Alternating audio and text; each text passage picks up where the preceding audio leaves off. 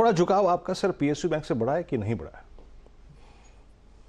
नहीं, हम normally PSUs में इन्वेस्ट नहीं करते हैं, बट हमारे पास 2 पीएसयू बैंक हैं हमारे पोर्टफोलियो में।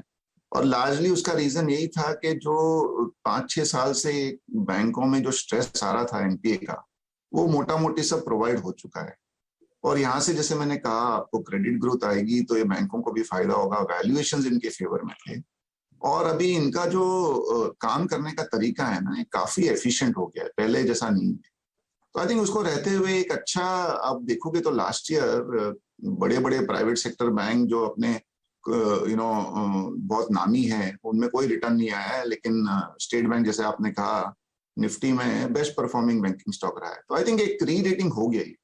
अभी यहाँ से उनको बढ़ने के लिए they will have to continue to maintain this performance, जो हमें यकीन है कि वो होगा।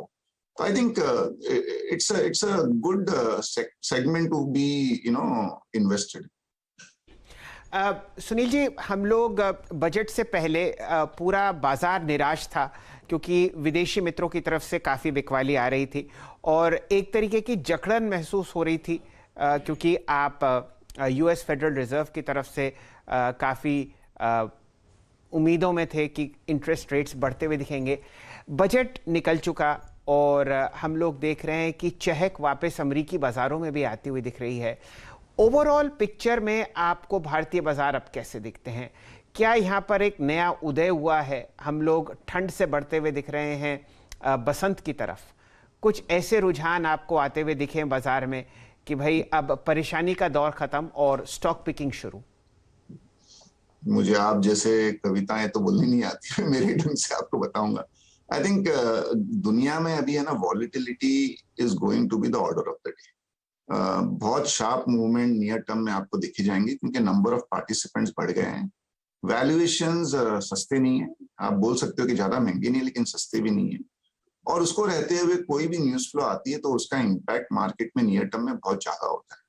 यूएस में भी वही हुआ। आई थिंक नैस्डैक में बहुत ज्यादा गर्माहट थी, एक थोड़ा कूल डाउन होने की जरूरत थी। वो एक महीने के अंदर अंदर 15% गिर गया, लेकिन आप देखोगे तो लास्ट 3 दिन में जितनी गिरावट हुई उसका 50% रिकवर भी हो गया। जहां तक फॉरेन इन्वेस्टर्स की सेलिंग है, ये रिकॉर्ड सेलिंग रही है लास्ट 1-1.5-2 महीने में। जनवरी में तो उन्होंने एकदम ही दोनों हाथों से माल बेचा है।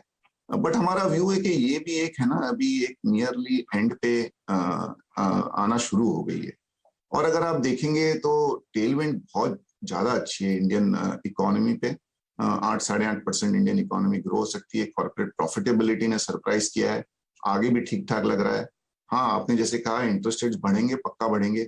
इन्फ्लेशन थोड़ा ऊपर है, लेकिन वो डिस्काउंट हो चुका